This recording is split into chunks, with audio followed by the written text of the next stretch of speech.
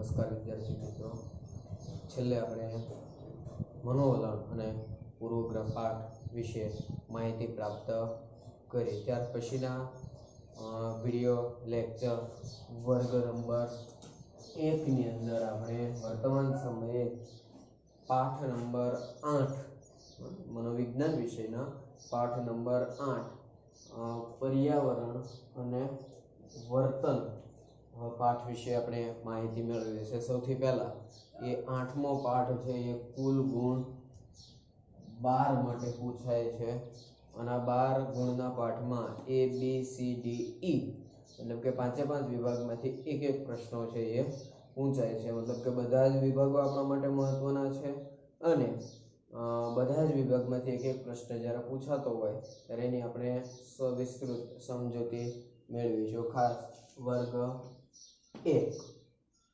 હવે જ્યારે પર્યાવરણ અને વર્તનની વાત જ્યારે થતી હોય ત્યારે આપણે મોટા ભાગે બે બાબતો, પર્યાવરણ છે કેવી બાબત છે તો કે કુદરતી તત્વો જેમાં આવતા હોય એ બધું પર્યાવરણ, અને વર્તન મતલબ કે માણસનું જે વર્તન છે એને આપણે છે એ ટૂંકમાં માણસની ક્રિયાઓ એને વર્તન તરીકે આપણે ઓળખીશું. હવે માત્ર જો કુદરતી ક્રિયાઓ છે એને પર્યાવરણ સમજી લઈએ અને માણસોની ક્રિયા મતલબ કે માનવીય ક્રિયાઓ અને વર્તન સમજી લઈએ તો એની સમજૂતી બહુ ટૂંકી થશે. એના માટે છે એ આપણે આ પાઠની અંદર એ અલગ અલગ પ્રકારની જે રીત છે, તરાહો છે, એના વિશે અહીંયા આપણને માહિતી આપવામાં આવી છે. તો સૌથી પહેલા છે એ આપણે જોઈએ કે ભાઈ પર્યાવરણ છે એના ઘણા બધા પ્રકાર છે. જો એનો માનવ પ્રજાતિના સંદર્ભમાં એ ઉલ્લેખ કરવામાં આવે, જોવામાં આવે તો એવું ચોક્કસ કહી શકાય કે ભાઈ વ્યક્તિનું સામાજિક પર્યાવરણ છે, એનું ભૌતિક પર્યાવરણ છે, એનું ભૌગોલિક પર્યાવરણ છે અને ઘણી બધી અલગ અલગ તરાહો છે એ તમને સ્પષ્ટ થતી જોવા મળશે. તો અહીંયા વ્યક્તિને જ્યારે ભૌતિક પર્યાવરણ વિશે વાત કરવામાં આવે, હવે અહીંયા ખાસ યાદ રાખો ત્યાર સુધીના આપણે માણસના ભૌતિક જે બાબતો છે એની અંદર શાનો સમાવેશ કરતા હતા તો કે એટલું હતું કે ભાઈ માનવ નિર્મિત અને માનવ સુખાકારીમાં વધારો કરનાર તમામ તત્વો, તમામ ઘટકો એને આપણે ભૌતિક પર્યાવરણ કહેતા હતા. થોડોક ટૂંકો અર્થ હતો, મતલબ કે પવન ખાવા માટે પંખાની જરૂર છે તો કે ભૌતિક બાબત છે, પંખાની બદલે એસી મૂકો છો તો એ ભૌતિક બાબત છે, ચાલવાને બદલે છે મોટરસાયકલનો ઉપયોગ કરો છો તો ભૌતિક એ સુખ સગવડ, મતલબ કે માનવી સુખાકારીમાં જેને વધારો કર્યો એ તમામ ઘટકો છે એ આપણા માટે ભૌતિક ઘટકો હતા. પણ અહીંયા થોડોક વિસ્તૃત અર્થ કે ભાઈ ભૌતિક પર્યાવરણ એક યાદ રાખજો, માનવી જીવનને છે એ સુખાકારી તરફ દોરી જાય એ બધા જ ભૌતિક.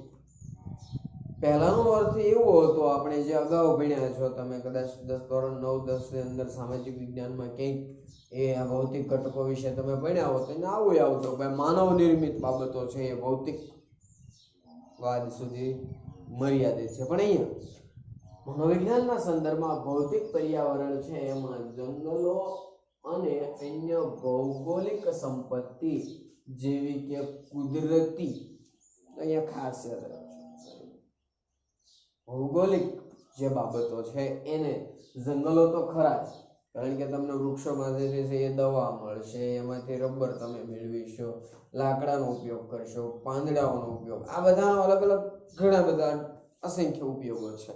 માત્ર છે એ જંગલો નહીં પણ એના જેવી ભૌગોલિક મતલબ કે જેનો ભૂગોળ સાથે સીધો સંબંધ છે, પૃથ્વી સાથે સીધો સંબંધ છે એવું. તો આ જંગલોની અંદર નદીઓ આવે છે તો હા એનો સમાવેશ એની અંદર આપણે અહીંયા કરી શકીશું.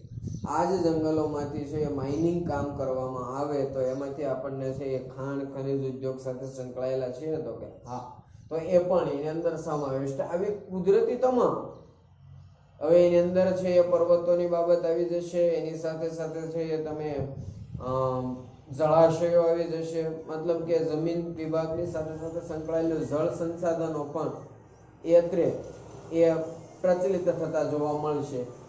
પણ માત્ર કુદરતી ઘટકો નહીં, એની ઉપરાંત એ શહેરો, રહેઠાણો, બજારો, ઓફિસો અને રેલવે જેવા માનવ સર્જિત પર્યાવરણનો સમાવેશ ભૌતિક પર્યાવરણમાં થશે. હવે આપણે પહેલી બાબત કે અહીંયા તમે શહેરોથી લઈ લો, કુદરતી તત્વો આપણા માટે ઘણા બધા કામના છે, ત્યાંથી લઈ અને આ માનવ સર્જિત પર્યાવરણ સુધીના જે ઘટકો આપ્યા છે, જે માનવી સુખાકારી માટે અગત્યના છે ખરા, તો કે સૌથી પહેલા શહેરો. શા માટે શહેરોની રચના કરવામાં આવી?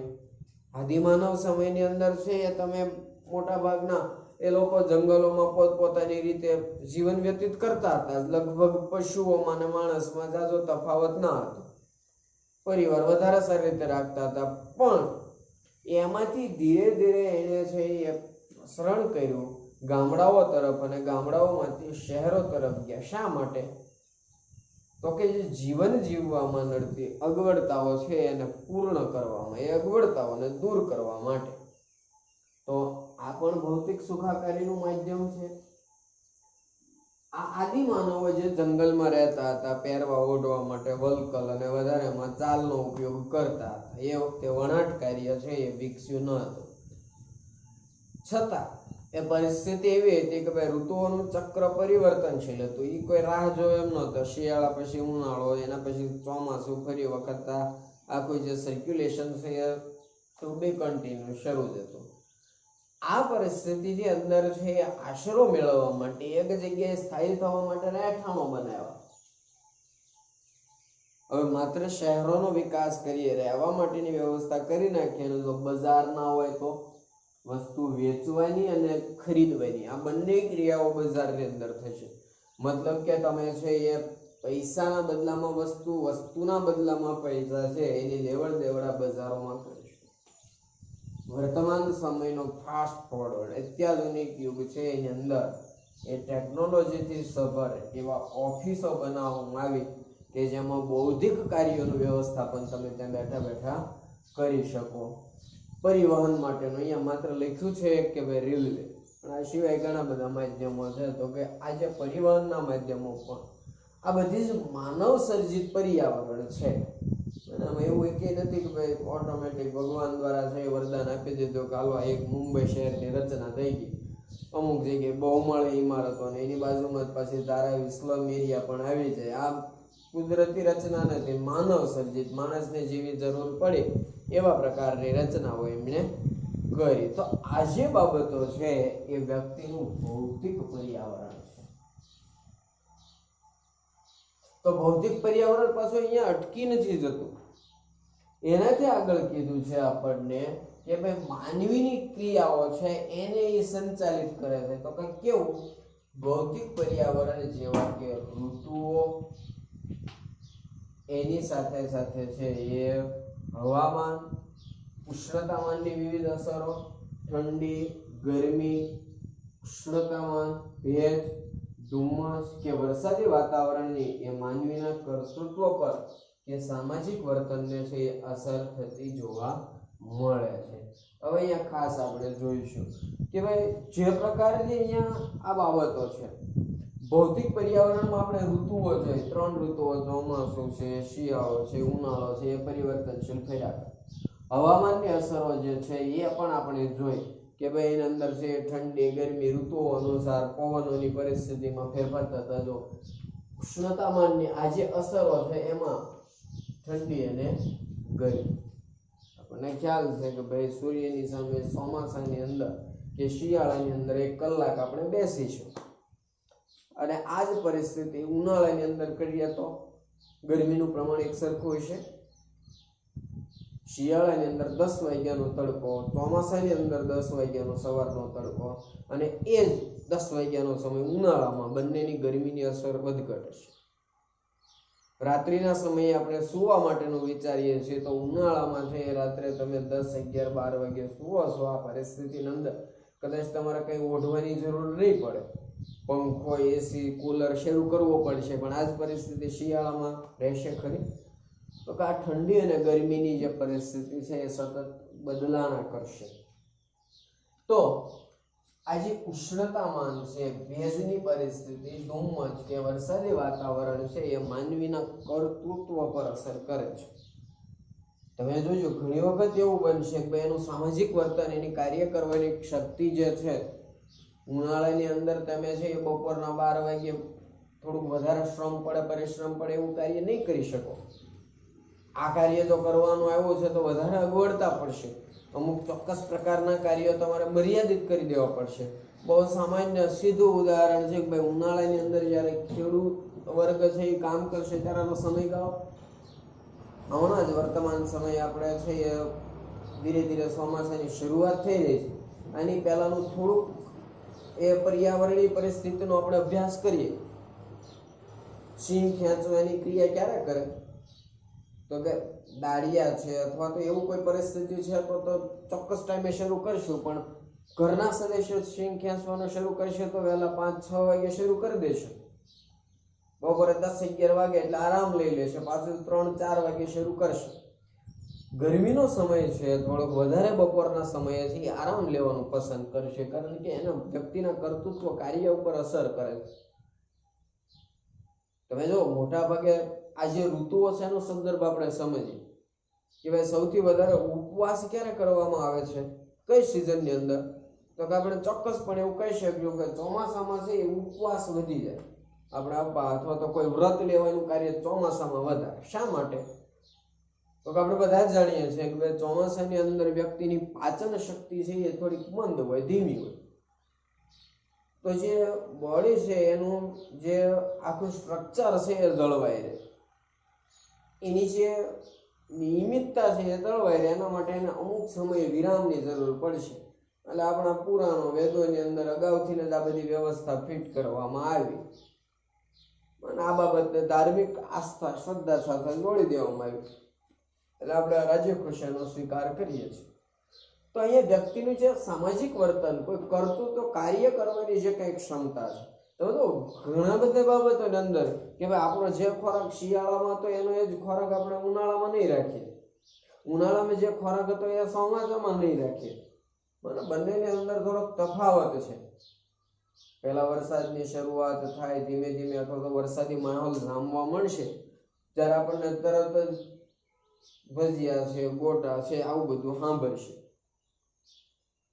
આ પરિસ્થિતિને અનુકૂળ ત્યારે આપણે એવું કહીશું વરસાદ શરૂ થઈ ગયો છે, થોડોક શ્રીખંડ મંગાવો, મઠો મંગાવો, અથવા તો ચાલુ વરસાદની અંદર અથવા તો શિયાળાની ગુલાબી ઠંડીની અંદર આપણે આઈસ્ક્રીમની મોજ માણીએ.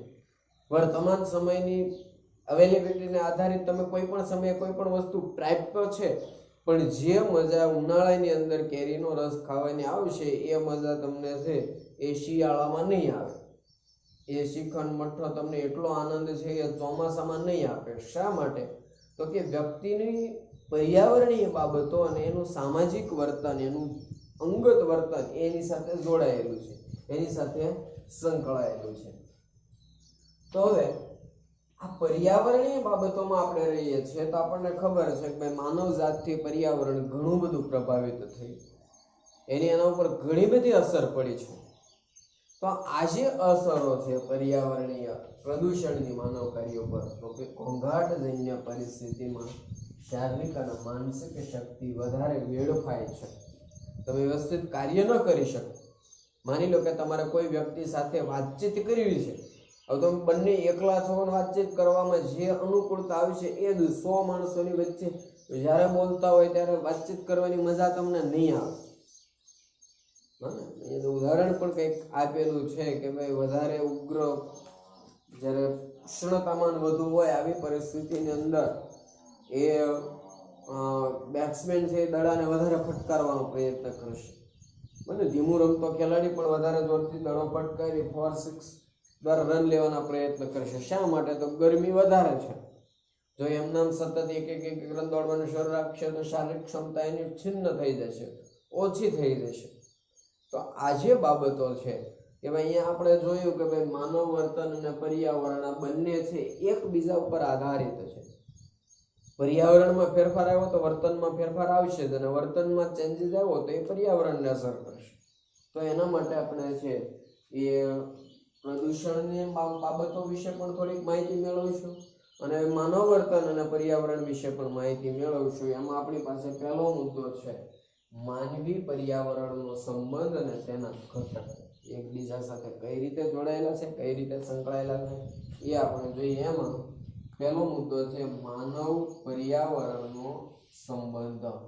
માનવી પર્યાવરણ સાથે કઈ રીતે સંકળાયેલો છે એના વિશે એ આપણે માહિતી મેળવીએ તો પર્યાવરણનું મનોવિજ્ઞાન. તો અહીંયા ખાસ દરેક વિજ્ઞાન, દરેક ઘટના છે એની સાથે મનોવિજ્ઞાન જોડાયેલું છે.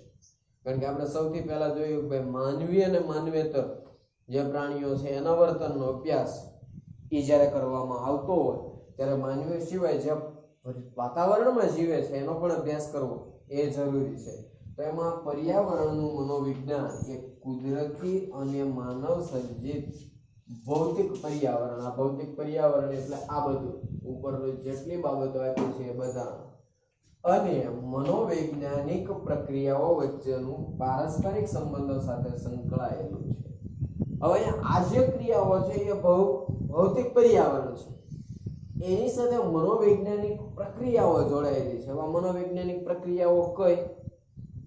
તો કે એમાં તમારું ધ્યાન આવી જશે, સંવેદન આવી જશે, પ્રત્યક્ષીકરણની ક્રિયાઓ આવી જશે, મનોવલણ, પૂર્વગ્રહ, સ્મૃતિ, આ બધી બાબતો છે એની સાથે જોડાયેલી છે, એ પરસ્પર સંકળાયેલી છે.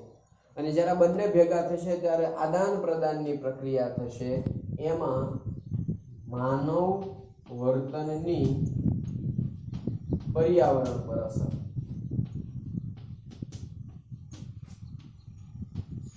અને પર્યાવરણ છે એની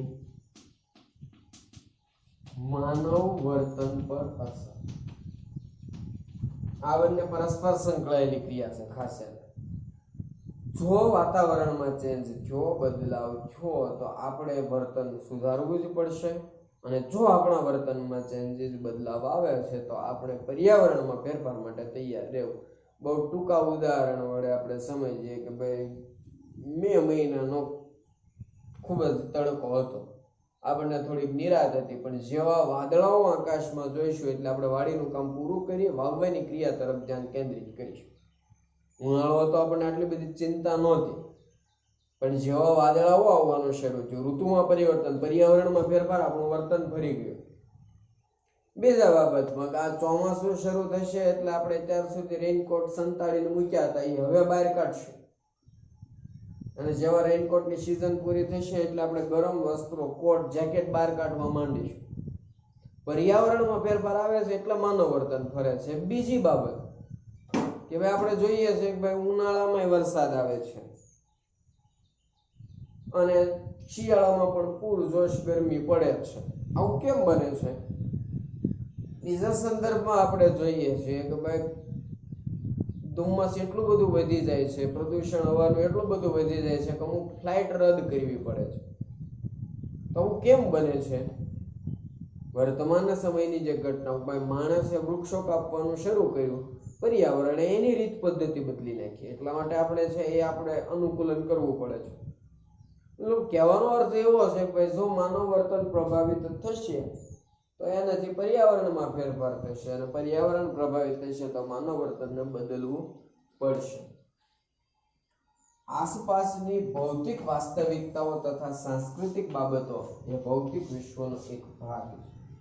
હવે આપણે જે ભૌતિક પર્યાવરણ વિશે માહિતી મેળવું એની સાથે સાથે માનવીય ક્રિયાઓ કે જેને આપણે સાંસ્કૃતિક બાબતો, મૂલ્યો કહીએ, આ બંને છે એ ભૌતિક વિશ્વનો ભાગ છે. અને ભૌતિક વિશ્વમાં માનવી, કુદરતી અને માનવ સર્જિત આ બંને બાબતો આવી જશે. ઘોંઘાટ, તાપમાન, હવા અને પાણીની ગુણવત્તા, ખોરાકનું પોષણ મૂલ્ય એ આપણા વિશ્વને રચે. હવે આપણે શેનાથી સંકળાયેલા છે? કઈ બાબતો સાથે આપણો સીધો સંબંધ છે? તો કે તાપમાન છે, ઘોંઘાટ છે, હવા છે, પાણીની ગુણવત્તા, આપણો ખોરાક છે, એનું પોષણ મૂલ્ય. તમે જો જેટલો વધારે સારો તંદુરસ્ત મન અને તંદુરસ્ત તન આ બંનેની આવશ્યકતા હોય. આપણે એવું કહીએ છીએ કે અન્ન એવો ઓડકાર, જેવું ખાધું છે એવો જ ઓડકાર આવવાનો. તો એના માટે કીધું ખોરાકનું પોષણ મૂલ્ય, પાણીની ગુણવત્તા, હવા. બરાબર.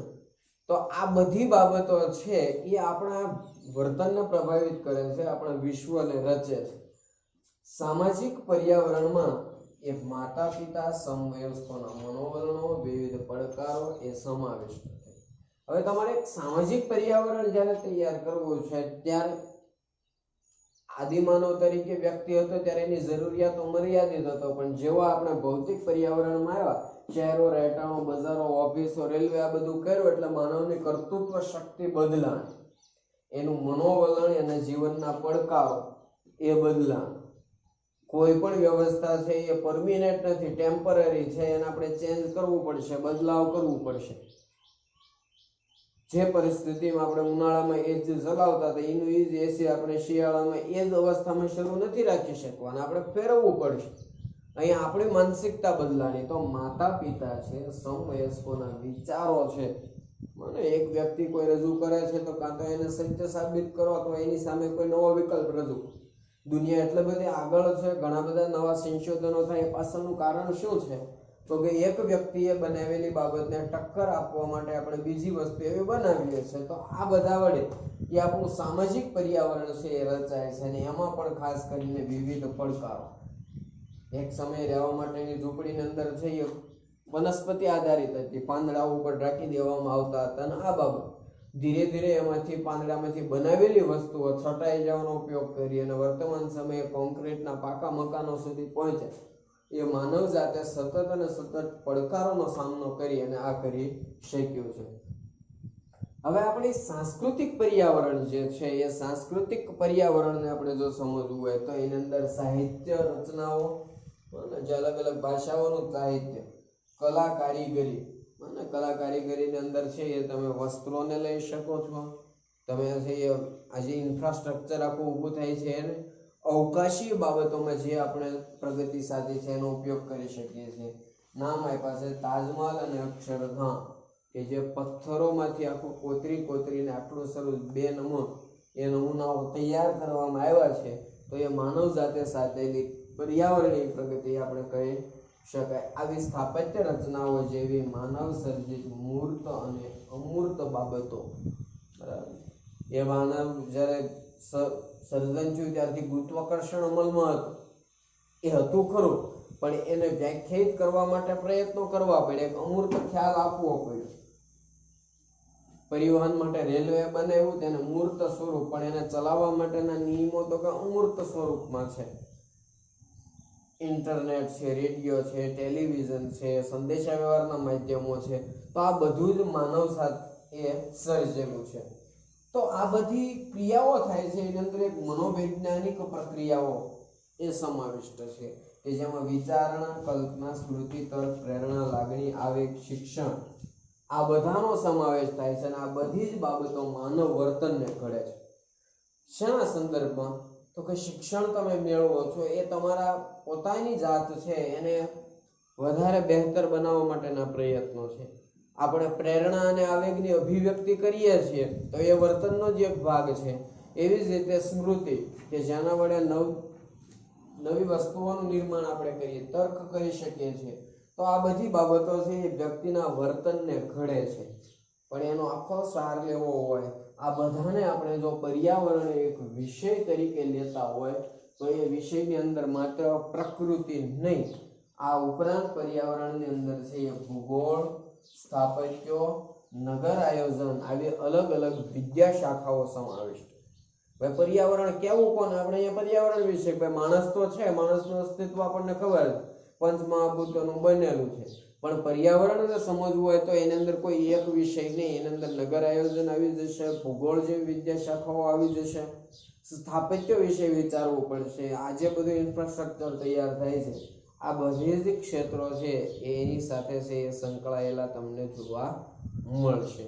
તો માનવ અને પર્યાવરણ બંને જે છે એનો સંબંધ એ પરસ્પર સંકળાયેલા છે. પથ્થરોને પડ્યા રહેવા દઈશું તો એમાંથી તાજમહેલની રચના નહીં થાય, અક્ષરધામ નહીં બની જાય.